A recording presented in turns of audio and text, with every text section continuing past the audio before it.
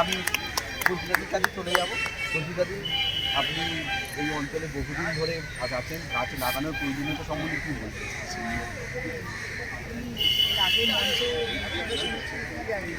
দাদা যে কথা মানে আমার সংসার যে কথা বলছে সেই একই পথের প্রতিগামী। সবুজায়নের কোনো বিকল্প হয় না, সবুজ সবুজই থাকে। আমরা চাইবো প্রত্যেকটা বাড়িতে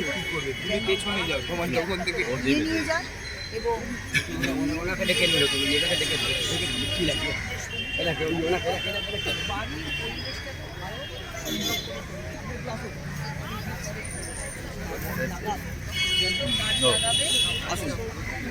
বললেন যে অক্সিজেনটা আমাদের তুই আর আমি একসাথেই বলবো, তুই আর আমি একসাথেই বলবো।